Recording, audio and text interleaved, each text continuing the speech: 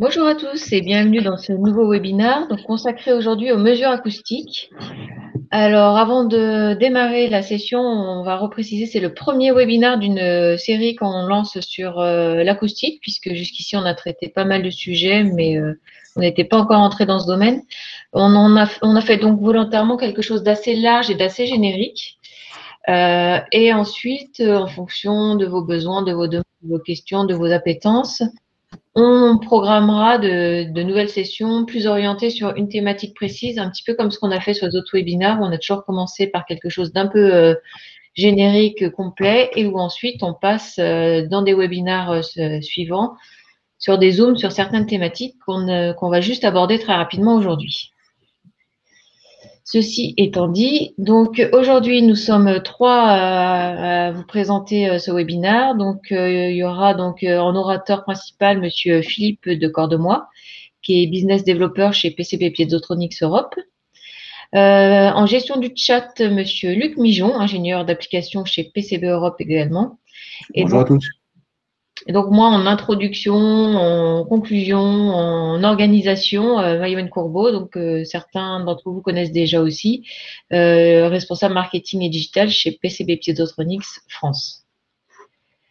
On va commencer juste par un bref rappel pour ceux qui ne nous connaissent pas, parce qu'il y a quelques personnes qui ne connaissent pas forcément encore PCB, ou en tout cas peut-être qu'ils nous connaissent, mais nous, on ne les connaît pas. Donc, pour rappel, PCB Piezotronics, c'est une entreprise américaine qui a été fondée en 1967 aux USA à Buffalo et qui a comme particularité dans le marché, dans le secteur, de développer donc toute la partie conception R&D et de fabriquer ensuite dans ses propres usines. Donc, on a des usines pour fabriquer du piézoélectrique, du piézorésistif, du capacitif, donc des solutions de mesure de grandeur physique. PCB Piezotronics distribue plusieurs marques. Donc, la marque PCB Piezotronics, qui est plus connue donc sur la partie piézoélectrique, donc accéléromètre, capteur de pression, microphone, essentiellement. Andefco, donc qui a rejoint le giron PCB il y a maintenant un peu plus d'un an et qui est sur lequel on est plus sur du MEMS, donc capacitif piézorésistif. IMI, qui est une marque de PCB plus orientée industrie. The Modal Shop, qui est plus orienté système, donc système d'étalonnage, poids vibrant, et Larson Davis pour la partie acoustique environnementale, donc sonomètre, dosimètre. Donc, petit panel rapide. PCB Piezotronics s'appuie sur des valeurs sur la qualité des produits, les compétences applicatives des personnes en R&D et des personnes qui distribuent ensuite les produits, et serviciel avec tout un lot de services qu'on essaye de mettre en place autour de nos produits pour vous apporter le confort le meilleur confort possible dans vos essais. Et enfin, on a donc une charte Total Customer Satisfaction, donc qui est internationale aussi, Europe-France, pour un engagement à faire au mieux pour satisfaire le client et à mettre en œuvre les moyens d'arriver à cette satisfaction client. Et donc, nous, filiale française, on a été créé en 2000, donc il y a plus de 20 ans maintenant. On est à peu près 15 salariés, plus ou moins 3, on va dire, suivant les moments. Et on représente un chiffre d'affaires d'environ 8 millions d'euros annuels. Donc très rapidement, j'en ai déjà parlé. En termes de solutions, on est vraiment sur des solutions de mesure, donc de vibration, de force, d'acoustique, d'accélération, de choc. Donc avec de l'accéléromètre, du capteur de force, du capteur de pression, du microphone de mesure, du pot vibrant et des stations d'étalonnage, donc plus à partir de Modal Shop, et tout ce qui est sonomètre, dosimètre. C'est un panorama très rapide pour pouvoir ensuite rentrer dans le vif du sujet. Donc aujourd'hui, on s'oriente sur la partie acoustique uniquement. Et donc je laisse la parole à Philippe qui va vous parler tout d'abord d'un petit peu de théorie sur l'acoustique. Voilà. Philippe, c'est à toi. Merci. Je Merci Maëwen. ne sais pas comment finir ma phrase, désolée. Bonjour à tous. Visiblement, vous avez compris l'utilisation du chat, si j'en crois, le grand nombre de bonjours qui apparaît sur le chat. Donc, merci pour ça. C'est très sympa de commencer un webinaire avec un petit bonjour qui apparaît sur le chat. Merci d'être une fois encore très nombreux. Ça fait plaisir de voir qu'il y a des gens qui sont là de manière régulière et qui deviennent des habitués de nos webinaires. On espère malgré tout des bonnes nouvelles d'ici la fin de la semaine pour pouvoir repasser un peu plus en présentiel et un peu moins en distanciel. Objectif de ce webinaire aujourd'hui, Maïwen l'a dit, PCB piézotronique, un nom dans le domaine de l'accélération ICP, mais pas forcément un nom aussi connu dans le domaine de l'acoustique. Donc le principal objectif de ce webinaire, c'est de vous présenter les solutions et les applications dans lesquelles nous sommes impliqués dans des mesures acoustiques. Pour ce faire, ne connaissant pas réellement l'auditoire, même si j'ai vu qu'il y avait des experts acoustiques qui étaient inscrits aujourd'hui. J'espère qu'ils ne seront pas déçus par le niveau. On va commencer par un rapide rappel sur de la théorie. Et quand on parle d'acoustique, on parle de son. Donc, qu'est-ce que c'est que le son? Le son, c'est une vibration qui se propage dans un fluide et qui va déformer ce fluide. Donc, on voit qu'il s'agisse d'air ou d'eau, on va déplacer des molécules d'eau et par rapport à une pression de référence, qui peut être la pression atmosphérique ou la pression du fluide, on va avoir une onde qui va venir osciller autour de cette pression de référence. À partir du moment où on parle d'onde, on va parler de deux caractéristiques fondamentales, la partie fréquentielle. Et quand on parle d'acoustique, pour l'homme, on parle d'une gamme de fréquences qui va de 20 Hz à 20 kHz pour la partie audible. Et on va parler également d'amplitude. Et pour parler d'amplitude, on a deux références possibles. Soit on va parler de pression acoustique, soit on va parler de niveau de pression acoustique. Et si on parle de niveau de pression acoustique, là, on va exprimer ça en dB. Et le niveau de pression acoustique se calcule en prenant le logarithme de la pression acoustique sur la pression de référence. Donc la pression de référence dans l'air, on va être à 20 micropascal, dans l'eau, on va être à 1 micropascal. Donc typiquement, si j'ai une pression acoustique de 1 pascal, je suis à un niveau de pression acoustique de 94 dB. On va s'arrêter là sur la partie théorique de l'onde. On ne va pas parler de vitesse de propagation, on ne va pas parler de phase. C'est juste pour faire un rapide rappel sur qu'est-ce que c'est que le son. Une fois qu'on a dit ça, on voit que donc, si on regarde l'aspect fréquentiel de cette onde qui se propage, l'homme, lui, va détecter entre 20 Hz et 20 kg, mais la partie acoustique commence plus bas avec des infrasons en dessous de 20 Hz jusqu'à des ultrasons qui seront au-dessus de 200 kHz. Donc, en fonction du récepteur, on couvre différentes gammes de fréquences et ça va être à peu près la même chose pour l'appareil qui va nous permettre de mesurer le son. En fonction de l'appareil, on va couvrir différentes gammes de fréquences.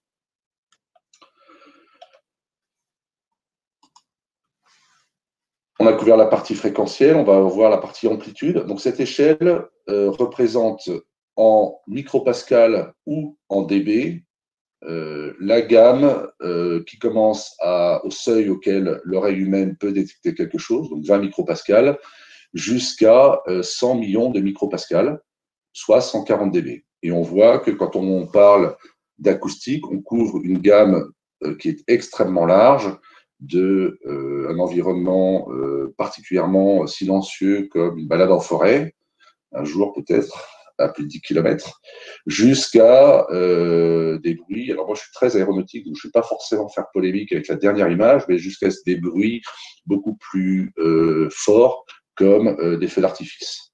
Voilà. Donc, cette échelle a comme intérêt de donner une correspondance entre des micropascals et des dB. Juste pour vous donner une idée, si vous êtes plus dans le domaine de la pression que dans le domaine de l'acoustique, 100 millions de micropascals, ça correspond à 1 millibar. Donc on voit que cette échelle, elle est extrêmement large en micropascal, mais si on ramène ça à de la pression, on est sur des niveaux de pression qui sont relativement faibles. Et on voit aussi que l'échelle en dB, parce qu'on utilise du logarithmique, permet d'avoir une échelle qui est beaucoup plus compacte en termes de valeur. Comment est-ce qu'on mesure ce son?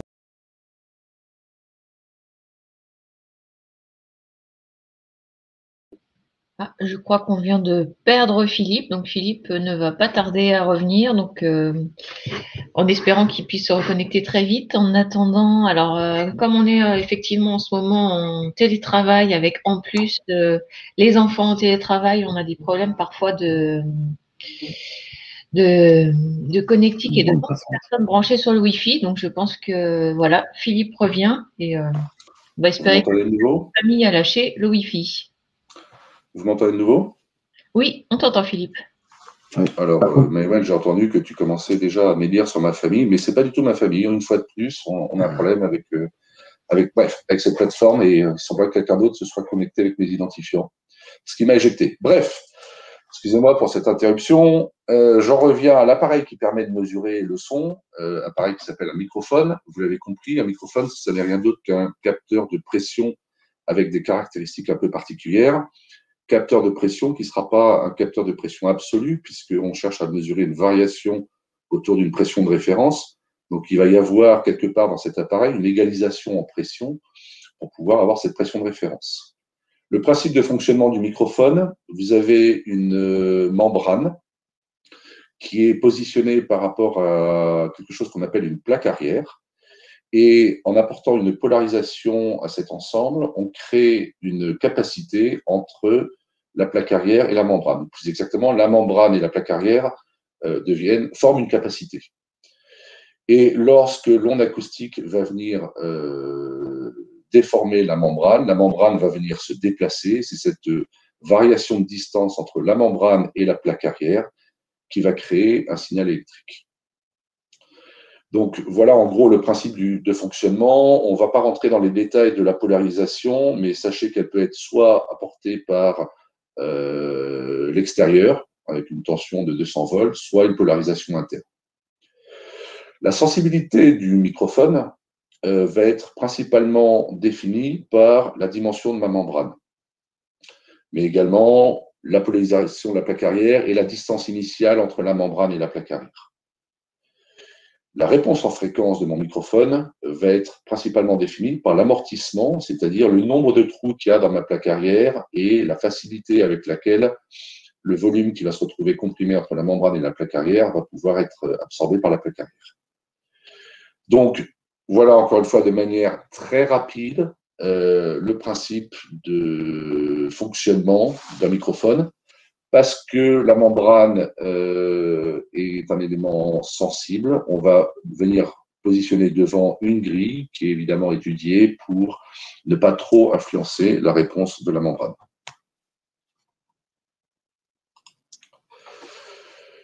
Vous l'avez compris, pour pouvoir avoir cette capacité, il faut créer un environnement, un circuit électrique.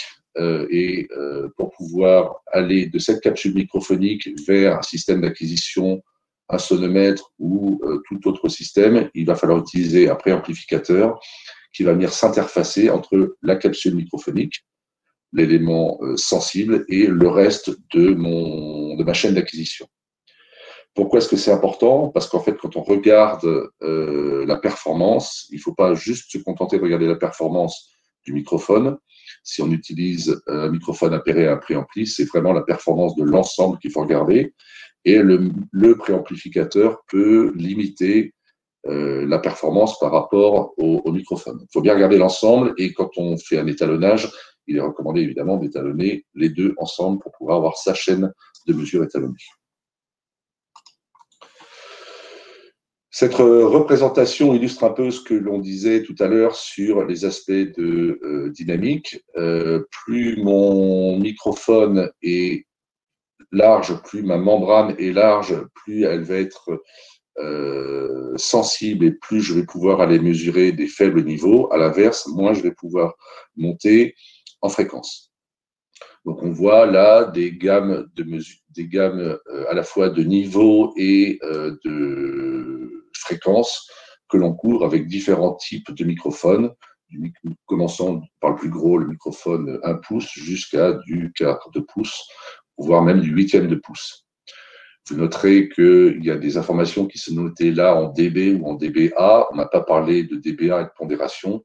Ce n'est pas l'objet de ce webinaire, mais ça vous permet d'avoir une bonne vue sur des rapports entre sensibilité et gamme de fréquences et gamme dynamique couverts par le microphone. Donc, quand on recherche un microphone, ça fait partie des choses à regarder. Quelle est la sensibilité que je veux? Quelle est la gamme dynamique que je souhaite couvrir? Quelle est la gamme fréquentielle que je souhaite couvrir?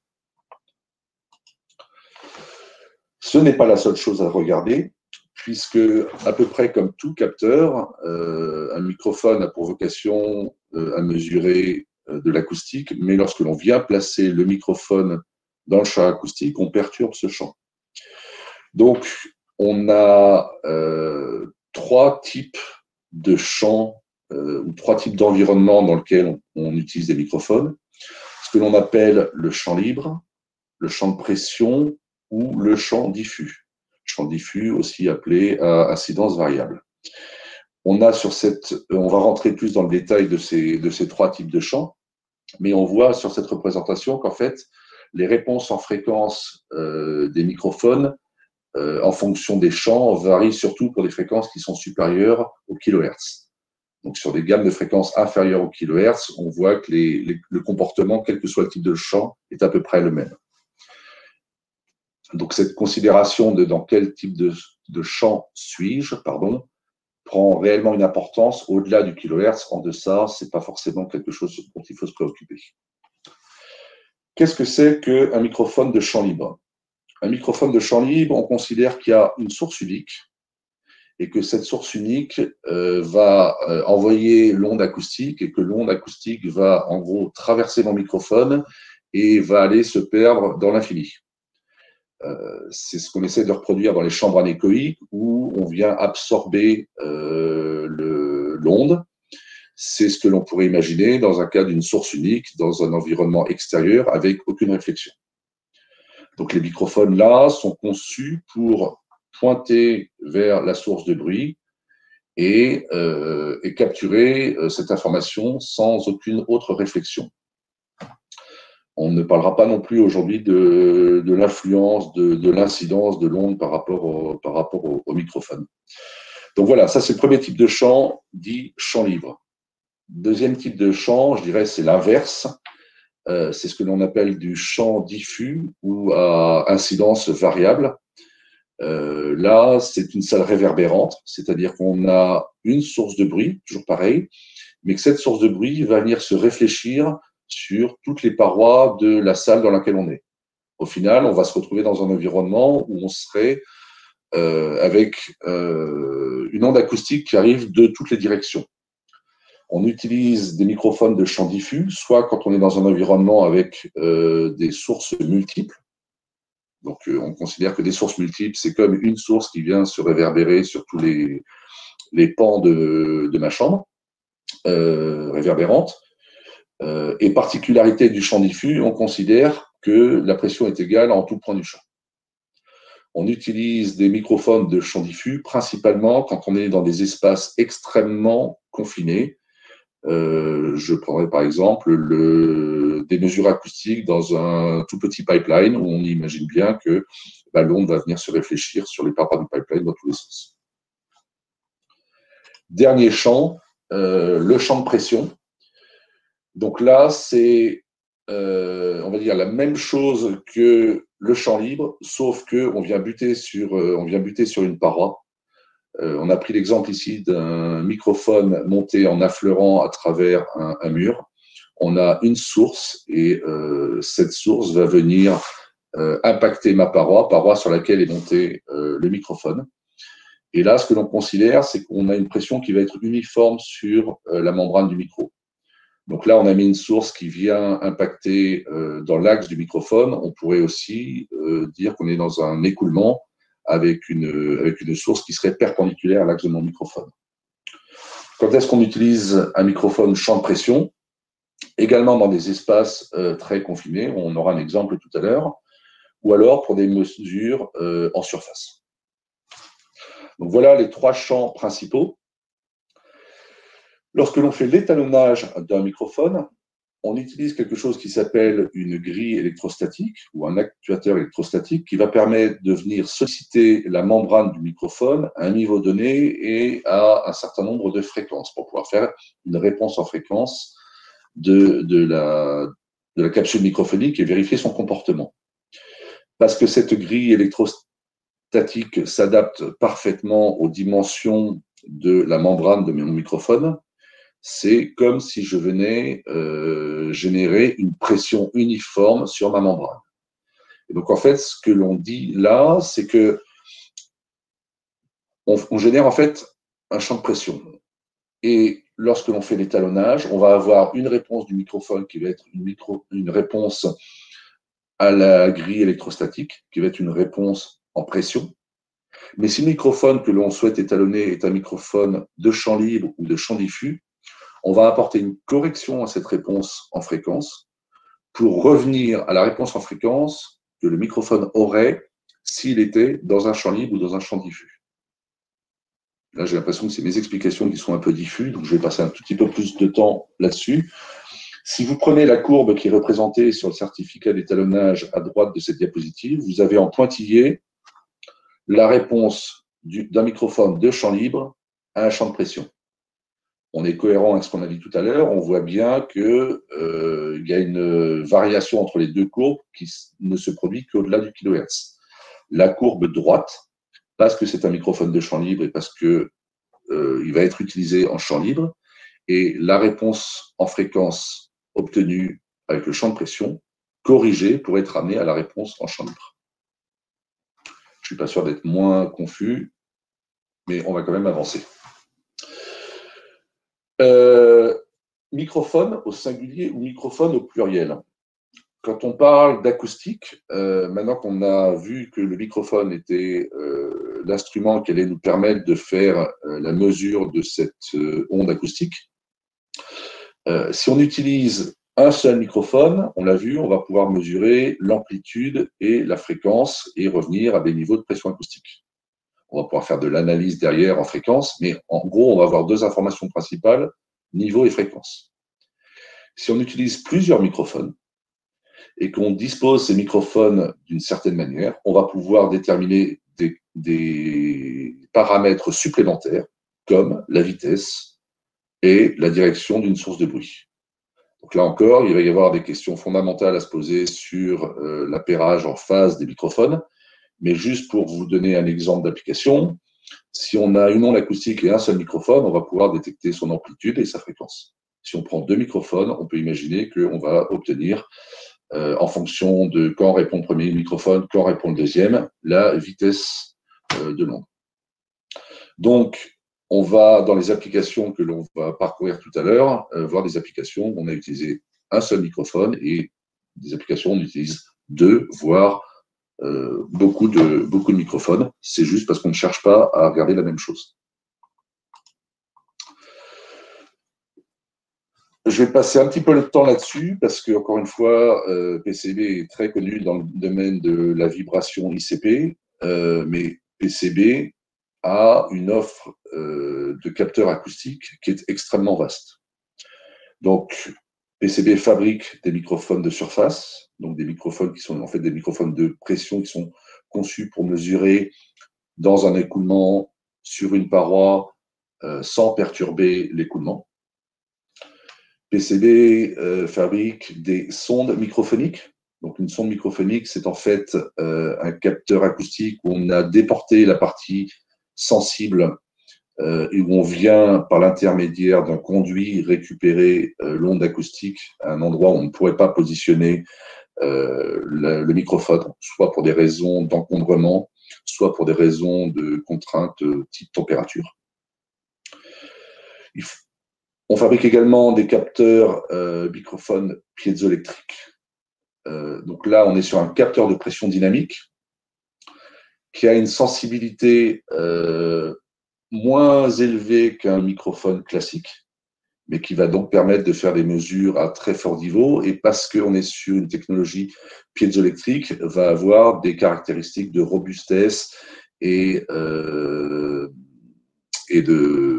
résistance à l'environnement qui sont intéressantes. Et donc, on utilise également des capteurs de pression dynamique piézoélectriques comme des microphones. On verra un exemple tout à l'heure.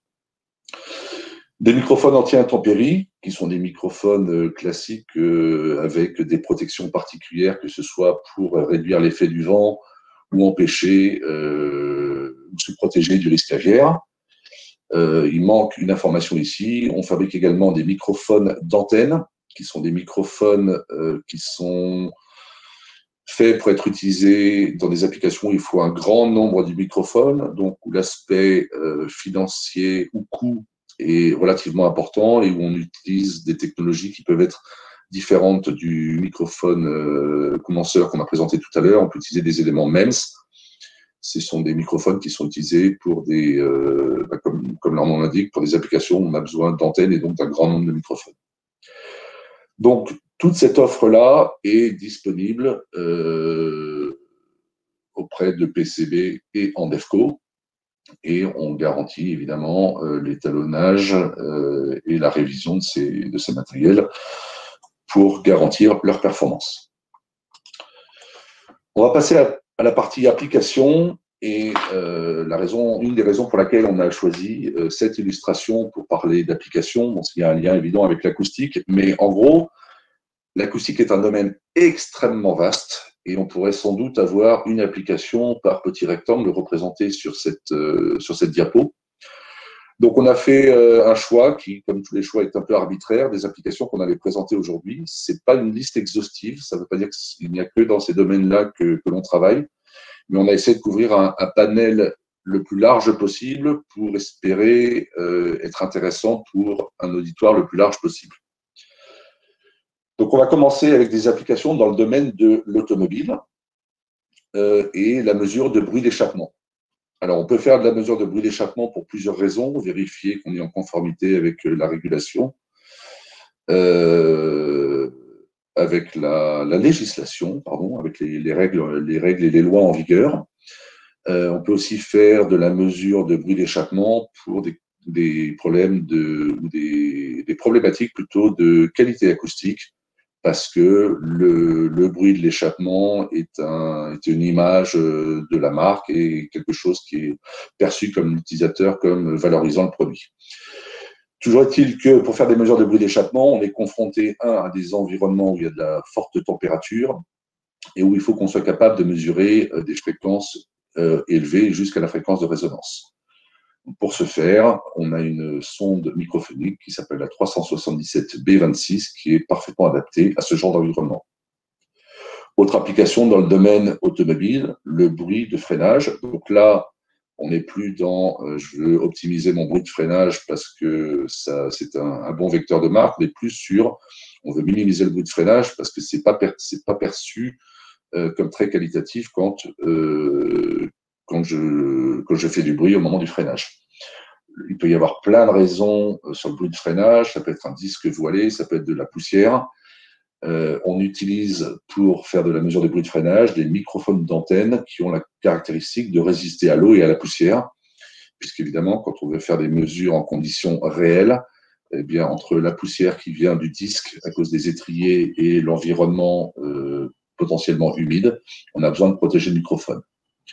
Vous voyez sur cette diapo un microphone. Attention, le microphone, ce n'est pas ce qui est au bout du câble bleu. On a en plus sur cette application une mesure de vibration avec un petit accéléromètre miniature triaxe, haute température pour être conforme à l'environnement dans lequel on évolue. Philippe ? Oui. Juste en restant sur la diapositive précédente, il y a une question qui a été posée sur le chat qui va très bien avec l'application que tu as parlé. Pour les sondes microphoniques, est-ce que la réponse en fréquence du montage en sonde est corrigée électroniquement ou est-ce à l'utilisateur de le faire? C'est une bonne question. Effectivement, quand on voit la taille de l'espèce de tube, il y a forcément un impact sur la réponse en fréquence. Je n'ai pas la réponse exacte. J'aurais tendance à dire que c'est forcément modélisé, puisque ce tube va modifier la gamme de fréquences qui va être vue par la partie sensible. Mais je te propose de prendre les coordonnées de la personne et qu'on revienne avec une réponse un peu plus détaillée, un peu plus précise. Très bien. On reste dans le domaine de l'automobile, et rassurez-vous, on ne va pas parler que automobile. Bruit, compartiment moteur. Donc là, on peut être amené à utiliser des microphones de champ libre. On considère que la source, c'est le moteur et que l'onde acoustique va traverser mon antenne sans réflexion particulière. Mais on va surtout utiliser un grand nombre de microphones pour faire une cartographie du moteur et être capable d'identifier d'où viennent les bruits, voire, en faisant des analyses un peu plus poussées, être capable d'identifier des défauts au niveau du moteur parce que l'acoustique ne correspond pas à ce qui est attendu. Donc là, modèle de microphone champ libre haute température 378 B02. Autre application, bruit aérodynamique. Donc ça, c'est quelque chose qui, à mon avis, ça n'engage que moi, va devenir de plus en plus important parce que avec l'apparition des véhicules électriques et le fait que les moteurs font de moins en moins de bruit, je pense que la partie bruit aérodynamique va prendre une part prépondérante dans ce qui va être perçu par les utilisateurs de véhicules électriques. Donc, microphone de surface. Pourquoi? Pour ne pas avoir à faire de trous dans la structure de mon véhicule, pouvoir être monté en affleurant, pouvoir regarder à différents endroits, passage de roues, portières, toit, quel est le bruit aérodynamique qui est généré et pouvoir adapter en fonction les matériaux pour pouvoir isoler au mieux possible l'intérieur du véhicule. Ce qui nous amène à l'acoustique habitacle. Donc là, on est passé à l'intérieur du véhicule et on est sur ce que j'appellerais du troubleshooting de ces petits bruits parasites qui, sur certains véhicules, énervent. Et donc, on a un microphone qui est un microphone de champ diffus et pas diffuse, parce qu'on considère qu'il y a de la réverbération sur les différentes parois, parce qu'on est dans un environnement relativement confiné, même si ce mot, tout le monde l'a en horreur en ce moment. Et on est sur un microphone haute fréquence, parce que c'est souvent sur des problématiques haute fréquence que se traduit la gêne exprimée par les conducteurs.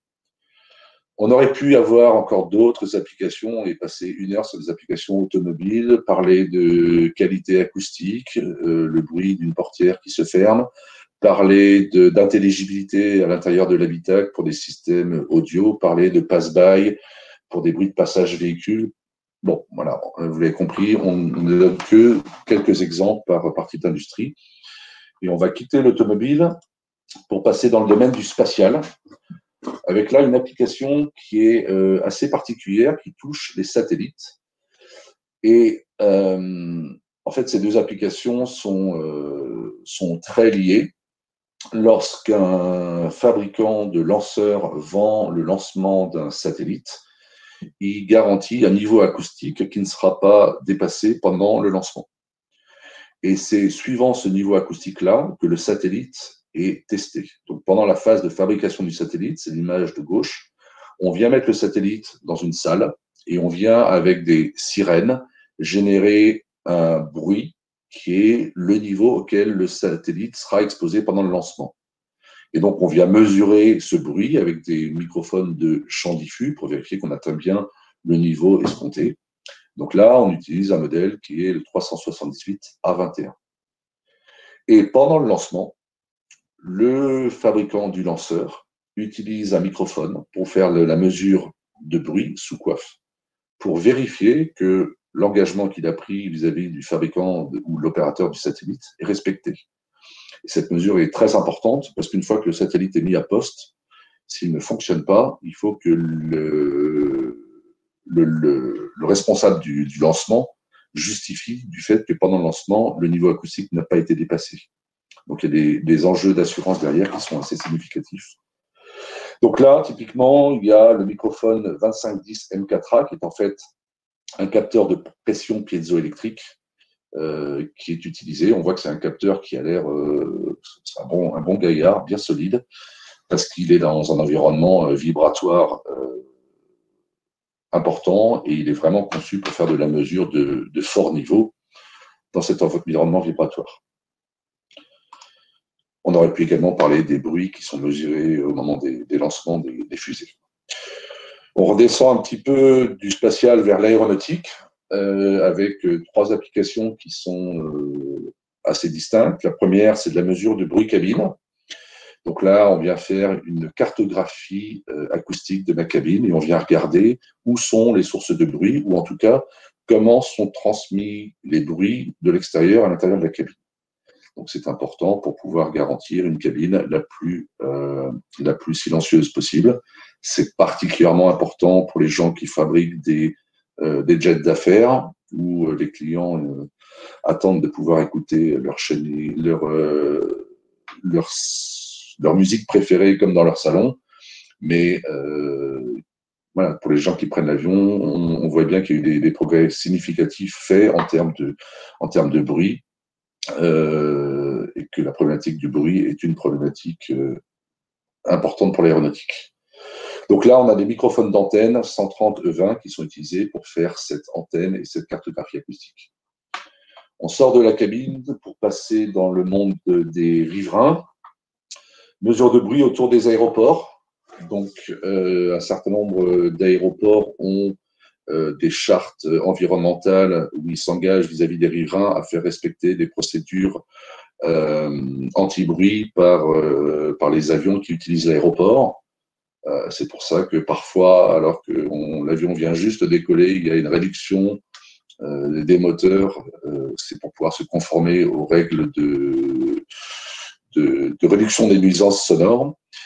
Et là, c'est Larsen Davis qui a des stations dites de surveillance de bruit, qui sont des stations autonomes, qui sont couplées aux informations radar qui viennent des aéroports et qui permettent de faire la corrélation entre un avion et le bruit qu'il a généré.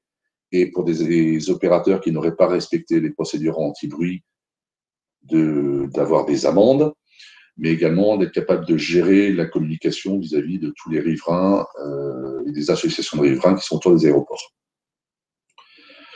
Donc là, on n'est plus sur juste l'utilisation d'un microphone et de son préampli, on est vraiment sur un système un peu plus complet qui intègre de la mesure et du traitement et de l'interface avec des données extérieures. Il y a aussi des données météo. Autre application dans le domaine de l'aéronautique, l'identification des sources de bruit.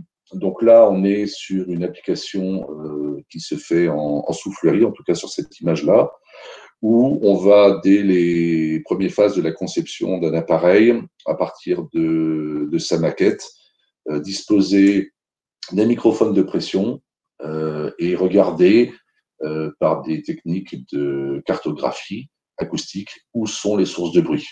Et donc, on va faire varier les configurations pour voir si ça vient du bord d'attaque, des volets, des moteurs, des trains d'atterrissage, etc. C'est aussi quelque chose qui est nécessaire dans la certification d'un avion. Il y a des normes strictes où on doit faire passer un avion au-dessus d'une piste avec des stations de mesure de bruit qui vont venir faire des mesures de bruit pour vérifier que l'avion est dans les clous en termes de bruit. Ça fait aussi partie de la certification des avions. Autre application, la qualification des matériaux.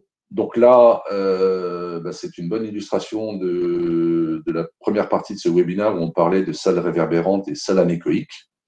Là, l'idée, c'est qu'on va venir générer un bruit dans une salle réverbérante. Donc, on va arriver à un niveau de bruit qui est souhaité. Et on va positionner entre une salle réverbérante et une salle anéchoïque un spécimen que l'on souhaite tester. Et en faisant la comparaison entre ce que l'on a géré d'un côté et ce que l'on a de l'autre côté, on va être capable d'avoir les caractéristiques acoustiques du spécimen. Donc, c'est très utilisé sur des matériaux aéronautiques, mais ça peut aussi être sur des verres, sur des cloisons anti-bruit. Donc ça, c'est une application particulière où on va utiliser d'un côté des microphones de champ diffus et de l'autre côté des microphones de champ libre, et où en corrélant la réponse de l'un par rapport à la réponse de l'autre, on va être capable de qualifier le matériau qui est au milieu. Je regarde où on en est au niveau temps. Le bruit dans l'environnement, donc je sais qu'il y a des gens qui sont connectés aujourd'hui qui en parleraient infiniment mieux que moi, donc qui m'excusent sur ma vulgarisation. En gros, quelques applications, lorsque une ville décide d'installer un nouveau tram lorsqu'il y a un chantier majeur, lorsque l'on souhaite revoir la cartographie de bruit, décider, regarder quel serait l'impact de passer une zone en 30 km/h au lieu de 50, bruit de trafic, bruit de parc éolien. Tout ça, on appelle ça du bruit d'environnement, et on a des sonomètres de la marque Larson Davis, et on a des stations de surveillance de bruit, alors stations qui sont des stations installées de manière permanente, de manière temporaire, avec différents types d'alimentation électrique. On voit des mâts sur lesquels sont positionnés des microphones anti-intempéries avec un pic contre le risque aviaire. On a toute une gamme de produits fabriqués par Larson Davis qui sont disponibles à la vente et ou à la location pour des utilisations ponctuelles ou plus dans la durée. Encore une fois, ça s'interface souvent avec des systèmes de cartographie qui permettent de voir l'impact de manière plus concrète sur un plan. Donc, toute une gamme à base de sonomètres et de stations de monitoring de bruit appelées NMS. Autre application dans le domaine de l'acoustique, et ça, on y est tous un peu plus sensibilisés, les biens de consommation, que ce soit pour faire la certification du produit, être capable d'apposer une étiquette dessus pour savoir quel est le nombre de décibels que génère le lave-vaisselle ou le lave-linge. Donc là, on va utiliser des microphones de champ libre pour cette partie certification, ou pour faire de l'identification ou de la localisation de bruit, soit par cartographie, soit par des méthodes d'intensimétrie. Par cartographie, on va avoir une antenne microphonique qui va regarder le produit, et on va être capable d'identifier d'où vient le bruit et quelles sont les zones de bruit importantes à partir de traitement des données microphoniques. Et par intensimétrie, on va venir utiliser deux microphones que l'on va monter l'un en face de l'autre. Ce sont des microphones qui sont appairés en phase. Et en venant avec une perche faire un balayage autour du produit, on va être capable, par mesure d'intensimétrie, de localiser d'où viennent les sources de bruit. Donc, encore une fois, à partir de ça, les fabricants vont être capables soit de retravailler les matériaux pour isoler les sources de bruit, ça pour reconcevoir le produit pour le rendre conforme aux normes acoustiques, ou en tout cas gagner quelques points sur la classification acoustique de leurs produits. Acoustique des bâtiments, autre gros domaine de l'acoustique. Donc là, plein d'applications différentes. On peut être dans une salle de concert où on souhaite vérifier que quel que soit l'endroit où on sera assis, on percevra le son de manière correcte. On ne prend pas en compte la voisine de devant qui fait du bruit ou qui papote, mais on va générer un bruit, alors soit par une source omnidirectionnelle, soit par une machine qui va venir créer une impulsion, qui va venir créer un bruit régulier, et on va venir mesurer en différents endroits de la salle le bruit et voir si la transmissibilité est correcte. Ou on va être dans des bâtiments où, au contraire, on va vouloir isoler et vérifier que quand on génère un bruit d'un côté d'une paroi, de l'autre côté de la paroi, il n'y a pas trop de répercussions sur ce bruit pour définir les meilleurs matériaux isolants entre les deux endroits. Ou on va être dans un aéroport et on va vouloir vérifier que, quel que soit l'endroit où on se trouve dans l'aéroport, le système de public announcement qui permet de passer des informations est correctement perçu par les utilisateurs de l'aéroport. Donc des notions d'intelligibilité et de vérification que pour des raisons de sécurité, on entend bien les messages. Donc pour ce faire, encore une fois, on est sur une gamme qui est développée par Larson Davis, où on va être capable de générer un bruit avec différents types de sources, et on va positionner de l'autre côté des récepteurs sous la forme de sonomètres, et par du traitement d'informations, on va être capable de vérifier les caractéristiques acoustiques des bâtiments, des salles, des écoles, etc.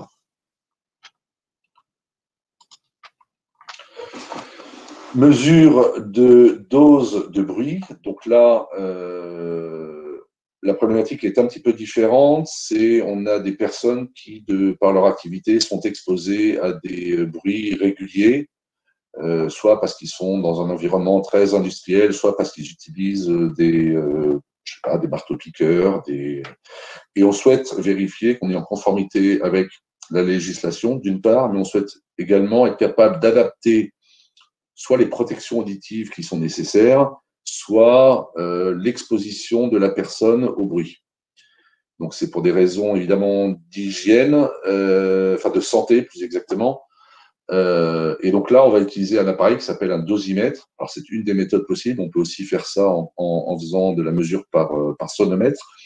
Mais le dosimètre a l'avantage d'être positionné directement sur la personne et donc de suivre la personne pendant sa journée de travail et de mesurer les doses de bruit auxquelles il est exposé en s'affranchissant éventuellement d'un phénomène extérieur qui n'est pas représentatif à sa journée. Je dis n'importe quoi, mais comme par hasard, ce jour-là, il y a un feu d'artifice qui est tiré, on peut enlever cet événement-là. Et là, on est capable de mesurer la dose auquel la personne est exposée et en fonction de ça, d'adapter soit ses horaires de travail, soit sa journée de travail pour qu'il soit moins souvent exposé et qu'il passe plus de temps à faire autre chose, soit le type de protection auditive qu'il doit utiliser, en commençant par le terme m'échappe, en allant jusqu'au casque anti-bruit, mais en commençant avec des systèmes plus légers. Donc, je suis désolé, le nom m'échappe. Luc, tu aurais pu m'aider là-dessus. Des EPI, mais bref, peu importe, des boules caisses, allez, on va dire ça.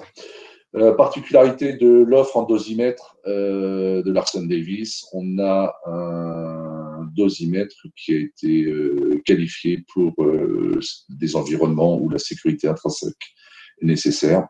Donc, bien que ce soit un système sans fil qui communique avec des mobiles, pardon, on a une version garantie sécurité intrinsèque. Je ne sais pas si je fatigue ou quoi, je suis désolé, ça commence à devenir un peu saccadé comme présentation. Heureusement, ça touche à sa fin. Dans l'industrie, différentes applications possibles. La surveillance de machines par méthode acoustique, où on va venir vérifier que, pour faire simple, ma machine tourne rond parce que la signature acoustique de ma machine est celle qui est prévue et qu'elle n'évolue pas. Et si je commence à avoir une signature acoustique qui est sensiblement différente et un cliquetis, une gamme de fréquences qui se réveille, je sais qu'il va falloir intervenir au niveau de la maintenance.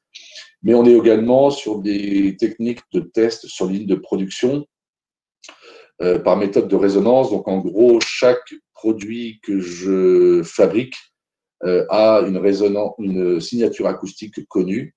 En fin de production, je vais venir générer un impact sur ma pièce et je vais venir mesurer sa réponse acoustique. Et ça permet de faire de la vérification par contrôle non destructif par méthode dite de résonance. Donc là aussi, application un petit peu originale pour de l'acoustique, mais on a un microphone qui va venir enregistrer la réponse acoustique de chaque pièce en production à une sollicitation connue, avec une fréquence connue, et on regarde, et tant que la signature acoustique est celle qui est prévue, ma pièce est bonne. Et si par hasard, il y a une signature acoustique qui sort des tolérances, on sait que cette pièce-là n'est pas bonne, on peut la sortir de prod. Donc, c'est une méthode extrêmement efficace pour faire du test sur ligne en production. Dernière application, je crois, on a une gamme de microphones qui sont ATEX et qui peuvent être utilisés dans des environnements explosifs ou dans des environnements où, en tout cas, il faut que le microphone soit garanti pour ne pas générer de pics électriques, on va dire. Typiquement de la surveillance de pipeline, où on peut venir mettre des microphones à espacement régulier, et ces microphones vont avoir la capacité de détecter s'il y a une fuite au niveau de mon pipeline. Donc, ils vont être capables de le détecter, mais si par hasard le pipeline transporte des produits inflammables, parce qu'il est sécurité intrinsèque, il n'y a pas de risque de transformer une fuite en une catastrophe. Et pourquoi cette méthode est intéressante? Parce que quand on se rend compte qu'il y a une fuite sur le pipeline, parfois il est un petit peu compliqué de savoir où se produit la fuite. Et donc là, on est sur une application où, par une méthode acoustique, on va être capable au moins d'identifier sur quel tronçon du pipeline on a la fuite et donc d'intervenir de manière plus précise. Je suis désolé, ça a été un petit peu plus long que prévu, on a dépassé de 5 minutes. Voilà la vue d'ensemble que l'on voulait vous donner aujourd'hui sur les microphones, l'acoustique et les différentes applications dans lesquelles les microphones PCB et Endevco sont utilisés. Et pour rester dans le thème, nous sommes désormais à votre écoute et on ouvre à des éventuelles questions. Il y a plusieurs questions, Philippe. Alors déjà, sur la notion, j'avais aussi le terme des EPI qui était en tête, mais je n'étais pas plus précis que ça, donc merci d'avoir répondu sur le chat. Il y a eu 3 questions qui n'ont pas été abordées pendant ta présentation parce que je pense que la première qui est sur les certifications diverses des microphones. Alors, attends, on va retrouver. C'était concernant les microphones de certification de bruit extérieur des aéronefs. Avez-vous des microphones accrédités par les autorités de type EASA, FAA, etc. Et du coup, comme il y avait plusieurs diapositives qui correspondaient à des applications, soit du développement, soit de la recherche, soit du contrôle ou de la qualification, il était préférable de l'aborder à la fin de la présentation. Alors, effectivement, dans toutes les applications que l'on a survolées pour essayer de donner une vision d'ensemble, il y a une multitude de normes qui s'appliquent, que ce soit pour la mesure d'intensité, de puissance, d'holographie, de bruit autour des aéroports, de vibration, de dose de bruit au corps humain. Donc, il y a certainement effectivement des… Voilà, on n'est volontairement pas rentré dans le détail de toutes ces normes parce que ce n'était pas l'objet aujourd'hui. Je cherche pas à éviter la question. Est-ce qu'on a aujourd'hui des microphones accrédités EASA? Et je ne sais pas vous répondre. Ce que je sais vous dire, c'est qu'aujourd'hui, on a des systèmes de mesure de bruit qui sont implémentés sur des aéroports, mais c'est une application sensiblement différente.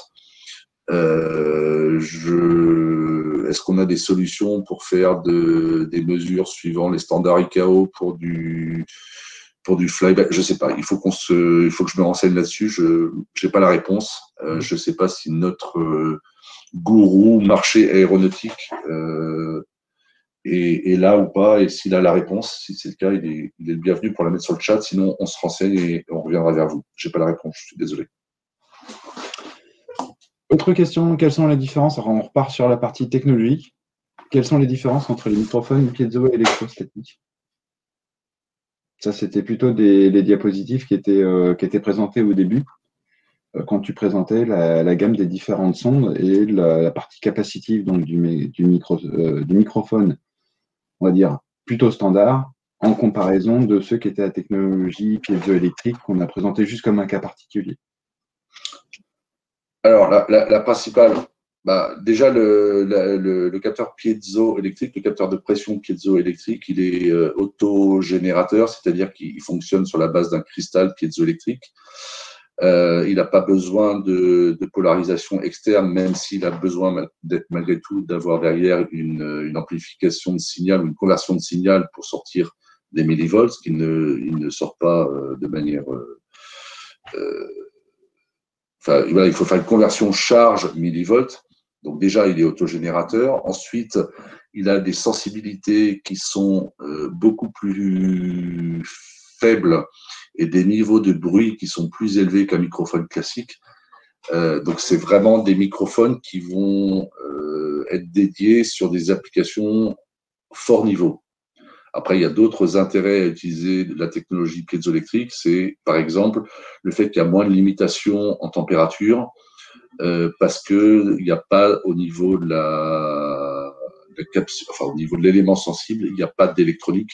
Et donc, on couvre des gammes de températures qui sont plus importantes. Mais on est plus sur… on vient contraindre un cristal piézoélectrique qui va générer des charges, alors que sinon, on est sur une variation de capacité entre deux éléments l'un étant la membrane, l'autre étant la plaque arrière, après avoir apporté une polarisation pour créer cette capacité. Donc, c'est pas des technologies qui sont, c'est des technologies qui sont réellement différentes, comme un accéléromètre piézoélectrique par rapport à un accéléromètre capacitif. Et c'est pas utilisé dans les mêmes applications parce que les caractéristiques de bruit et de sensibilité sont très différentes pour les capteurs piézoélectriques. Très bien. Il y avait une troisième question qui était sur les types de microphones qu'on utilise quand on a de l'antennerie et de l'intensimétrie, donc plutôt la partie Larsen-Lewis cette fois-ci. Alors, c'est pas la même chose. C'est pas la même chose. En général, en intensimétrie, on va prendre des microphones classiques capacitifs et on va surtout s'assurer que les deux microphones sont parfaitement appairés en phase. Et on va utiliser en tout et pour tout deux microphones que l'on va venir monter au bout d'une perche en les mettant l'un face à l'autre. Et c'est l'espacement entre les deux microphones, leurs caractéristiques de phase qui va permettre de faire ces mesures d'intensimétrie. Alors que sur des microphones d'antenne, on va partir sur des installations où il peut y avoir jusqu'à plusieurs centaines de microphones. On va avoir des microphones qui seront plus classiques, standards, à base souvent de technologie MEMS pour faire la miniaturisation et puis aussi pour travailler l'aspect coût. Et l'appairage en phase ne se fera pas au niveau du microphone, mais elle se fera souvent dans la partie logicielle qui est derrière. Donc, on va connaître les réponses individuelles des microphones. Souvent, ce sont des informations qui sont enregistrées dans la puce TEDS qui équipe ces microphones. On n'a pas parlé de TEDS, mais bon. Et c'est pas le microphone qui va être appairé en phase avec le microphone d'à côté, c'est le système d'acquisition, le logiciel de traitement derrière qui va prendre les informations individuelles de chaque microphone et les adapter pour recaler les aspects phase. Très bien, et en plus c'est parfait, tu as fait la transition avec une nouvelle question qui est arrivée. Où tu as répondu d'ailleurs de moitié déjà, c'est compte tenu des bénéfices que peut apporter la technologie MEMS versus microélectrette classique, est-ce que PCB dispose ou développe un microphone à demi-champ de type MEMS? Et la réponse est assez rapide. Non, il n'y a pas de microphone de type MEMS chez PCB de mémoire, mais pas selon moi. Philippe? Pas à ma connaissance non plus. Pas à ta connaissance non plus, hein. Il me semble que c'est du même sujet et on a eu une réponse assez rapide là-dessus. Par contre, j'ai avancé d'une autre qui avait été… Le même sujet était très fort, lui. C'est Maurice, sauf que les miens ne sont pas volontaires. Est-ce qu'on peut nettoyer une capsule sale? Très bonne question.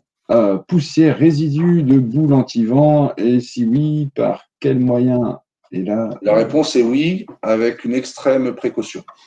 Mais la réponse est oui, et je me renseignerai pour savoir si on a un manuel et des procédures adaptées à ça. Mais oui, on peut effectivement… alors évidemment, je dis oui, mais souvent sur les microphones d'antenne, le microphone est packagé en un seul boîtier qui comprend la grille. Ce que j'essaie de dire, c'est qu'on ne peut pas enlever la grille. Donc là, effectivement, ça devient très compliqué. Ils ne sont pas faits pour. Par contre, sur des microphones classiques avec une grille de protection par-dessus, on peut effectivement enlever la grille, venir nettoyer de manière très délicate la membrane et ensuite, opération particulièrement risquée, revenir monter la grille. Je recommande fortement au moment du remontage de la grille de venir mettre la grille avec un certain angle pour que la grille vienne buter sur l'extérieur avant de la faire basculer pour venir recouvrir la membrane et de ne pas essayer de rentrer directement la grille dans l'axe du microphone. Est-ce que je suis clair ou pas, Luc? Parce que je ne suis pas persuadé d'être clair. Et sinon, je peux peut-être passer en mode vidéo pour essayer d'être un peu plus clair. Je pense que tu peux recommencer. C'est pas par rapport à toi, mais ça peut être par rapport à moi. En supposant que ça, ce soit le corps de mon microphone et que ça, ce soit ma grille, il ne faut pas essayer de venir mettre la grille comme ça parce que là, vous risquez de venir endommager la membrane. Il est plus recommandé de venir comme ça, d'abord buter d'un côté et ensuite de faire basculer la grille avant de venir la visser. C'est ça ce que j'essaie d'expliquer. Voilà, c'est ça ce que j'essaie d'expliquer. Une forme de pression. Mais oui, ça se nettoie avec des précautions particulières et on essaiera de voir si on a un manuel ou des recommandations plus détaillées sur comment nettoyer une membrane microphonique, puisque évidemment la présence de saleté va modifier la réponse de la membrane. Alors, attends, parce qu'on a eu des nouvelles aussi qui sont arrivées. Je vois qu'il y a des gens qui, probablement parce qu'il est 11 h, nous disent au revoir parce qu'ils ont prévu d'autres choses. Nous, on continue, bien sûr, s'il y a de nouvelles questions. Et il y en a une autre, d'ailleurs, qui a été posée. C'est un mot sur les classes de microphone. Donc, ça s'associe au niveau des… Ah, ben, il n'y a plus Philippe qui vient de se faire déconnecter. Ça s'associe probablement à toute la partie métrologique. Comme on a présenté plusieurs types de microphones différents, ils ont tous leur précision qui est notée. Ça va avec les classifications E, EASA qui étaient posées. Je pense que une réponse globale, plus détaillée sur chacun des modèles ou des modèles clés qu'il faut faire ressortir, vous parviendra après. Ce sera plus facile que vous donner des références ou les classes exactes des microphones de la gamme PCB Larsen Davis dont on a parlé. Alors attendez, sur les microphones. Ah, Philippe revient. Voilà. Et juste pour les histoires de microphones, effectivement, qu'on peut nettoyer ou pas, il y a une question complémentaire sur les microphones couverts d'huile, avant de passer à d'autres sujets. Alors, ce sera la même chose. On va avoir des problèmes Normalement, on utilise des solvants pour nettoyer la partie microphone. Avec les précautions requises, ce sera probablement encore plus détaillé qu'un système en air qui peut avoir un peu de poussière. On a un spécialiste pour ça qui est Marc Valentino aux États-Unis. Tout à fait. Il sera capable d'apporter une réponse qui sera beaucoup plus détaillée que nous et PCB a probablement, on en parlait, des procédures d'entretien de ces matériels qui seront plus complètes. Certes en anglais, mais on sera aussi là pour aider. Alors, par contre, toutes les questions qui sont posées, ce sera soit des réponses qu'on pourra faire au global, comme l'envoi de la présentation ou des liens, les procédures diverses ou les informations sur la classe. Ça peut être intéressant d'avoir des messages, soit après le webinar, soit sur le chat, pour savoir si les gens sont tous intéressés de recevoir des réponses aux questions ou s'ils ont des questions particulières qui seront abordées avec elles, soit en les recontactant, soit en discutant à nouveau dans le détail de la question. Quand je vois les microphones piezo MEMS, des MEMS piézoélectriques, aujourd'hui, à titre personnel, j'en connais pas. Je connais que les technologies capacitives principalement et des technologies résistives. Il y en a quand même moins que des capacitives. Par contre, de type piézoélectrique, pour ma part, j'en connais aucune.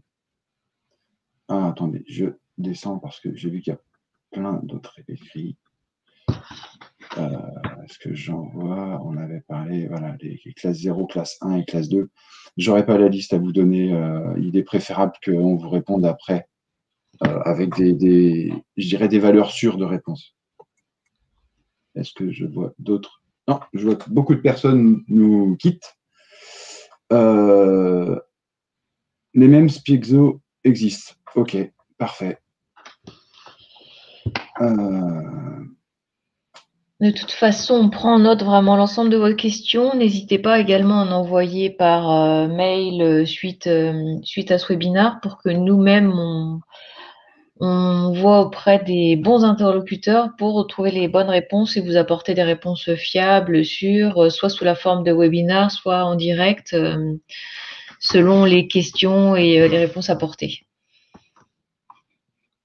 Parce qu'effectivement, là, en plus, Philippe a des problèmes, a des problèmes de connexion.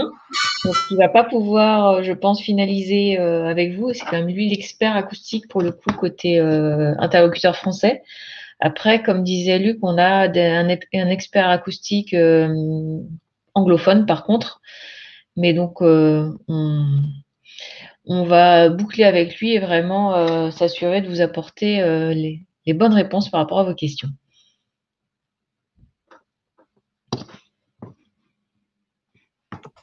Alors voilà, vous avez les excuses de Philippe de Cordemois qui vient de m'appeler en me disant j'arrive plus du tout à me connecter.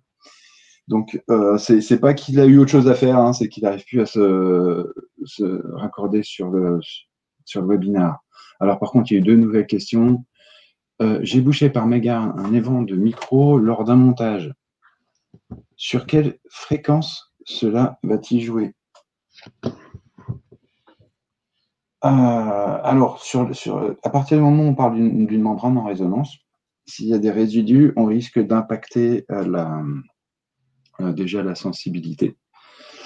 Après, on va probablement alourdir la membrane et si on est sur un système dynamique, on va diminuer la fréquence naturelle du système et ses capacités de réponse en fréquence. Donc, normalement, vous allez générer un système passe-bas où vous allez vous couper de la partie supérieure des réponses en fréquence du microphone, avec une autre incidence, encore une fois, c'est que, vous aurez peut-être une réponse qui sera aussi linéaire en déformation, parce que ce sera potentiellement localement sur une partie de la membrane, et donc ça va perturber la réponse linéaire du système, et vous perdrez en sensibilité.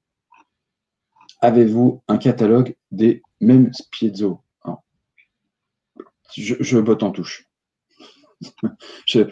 Du coup, je vous ai expliqué que pour moi, je n'aurais pas de modèle à vous citer, mais ça a été répondu que ça existe. Je laisserai à des gens plus compétents et plus connaisseurs de cette gamme-là la possibilité de répondre. Alors, on est en train d'écrire. Oui, donc je pense que de toute façon, voilà. Voilà. La réponse, effectivement, ça existe, mais nous n'en faisons pas pour l'instant. Donc, merci Franck. Parce qu'effectivement, ça, on n'en fait pas. Mais alors par contre, on a un catalogue global sur notre site. Vous pouvez trouver le catalogue des capteurs, des microphones que l'on propose. Déjà, c'est un premier point. Donc, n'hésitez pas à aller faire un tour sur pcbpiezotronics.fr pour voir tous les contenus qu'on a autour des microphones, même si, comme je vous disais, c'est un sujet qu'on n'a pas encore beaucoup abordé, donc sur lequel on n'est pas encore très connu, mais sur lequel on est compétent. Et je pense qu'on va s'arrêter là puisqu'il est 11h08. On a un petit peu débordé le temps. On a perdu notre expert en cours de route en plus. C'est un petit peu dommage. Et vous aurez donc, suite à ce webinaire, automatiquement, vous recevez un lien d'accès vers le replay.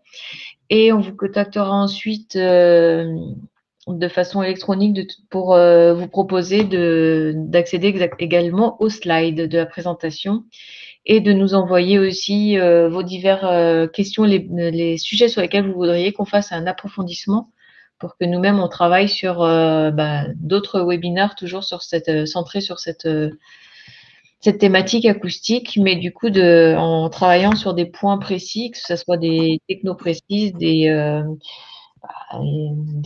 façons d'entretenir ces microphones précises, des questions sur les montages, on peut imaginer beaucoup de choses. En tout cas, je vous remercie pour votre écoute, votre participation et votre